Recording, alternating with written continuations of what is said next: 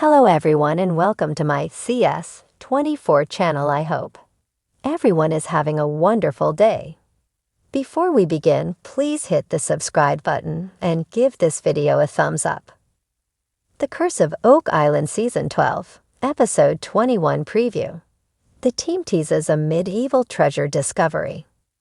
The mystery of Oak Island deepens as the Lagina brothers and their team tease what could be their most significant clue yet. In the next episode of The Curse of Oak Island, the team stumbles upon an object 14 feet long and buried 4 feet beneath the surface. Another discovery prompts speculation that the item predates the famous money pit and may be connected to a medieval organization. The teaser hints that the artifact could date back to the Templar era or be linked to the mysterious Knights of Malta. This latest twist in the treasure hunt could redefine everything the team has believed about the island's history. With their curiosity piqued, the brothers even consider traveling to Malta to pursue the lead. New artifact sparks medieval theories. During excavation, the team is stunned to uncover an object, estimated to be 14 feet long and buried 4 feet underground. Reactions to a different discovery on Lot 5 range from disbelief to excitement, as the find appears to be a one-of-a-kind structure possibly tied to pre-money pit activity. Jack Begley considers the discovery a treasure find as he looked on amazed. The team's archaeologist believes it could be medieval, setting off discussions about its possible origin. As theories fly, one stands out: that the item could have been placed by the Knights of Malta, a secretive religious and military order dating back centuries.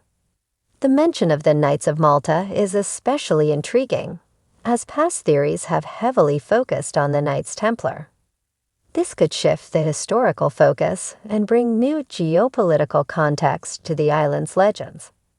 Rick and Marty Lagina express interest in going to Malta to investigate further, suggesting that the discovery may open a new chapter in their decades-long search. The Solution Channel and the final push before winter. The latest synopsis for the episode also teases the team preparing to access the mysterious Solution Channel for the first time. Believed to be a natural or man-made tunnel connected to the swamp and potentially the money pit, the Solution Channel has long been a point of curiosity.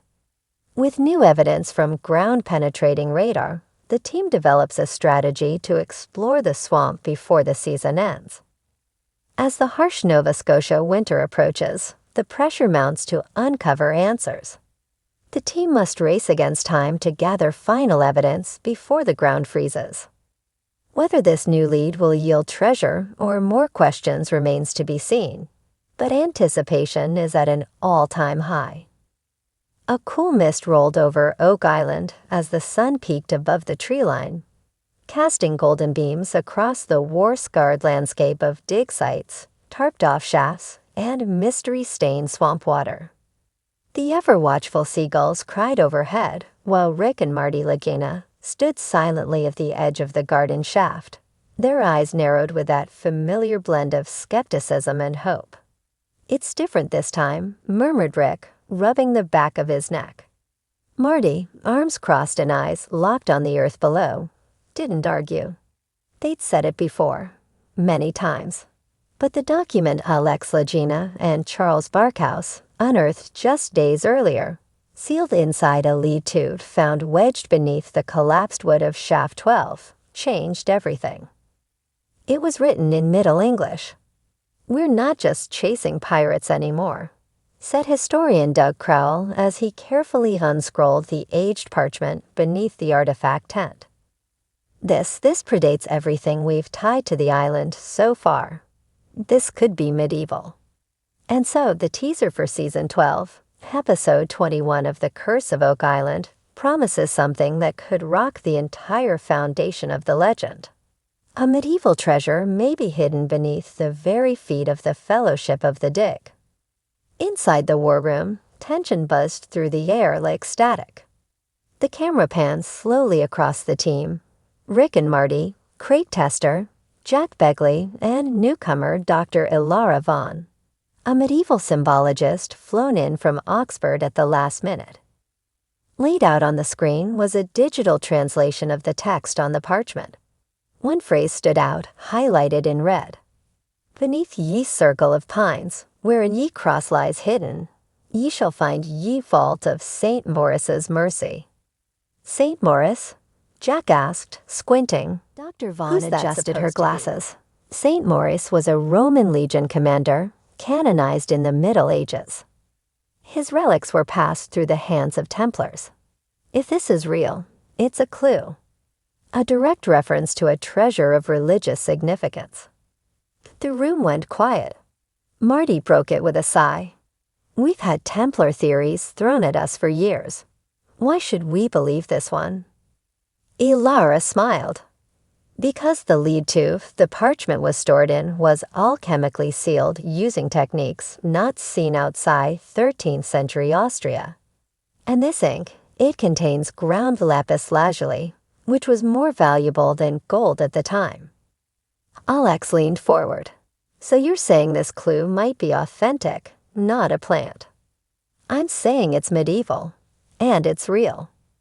With new energy surging through the team, the episode preview shows the crew descending deeper into the garden shaft with specialized radar gear.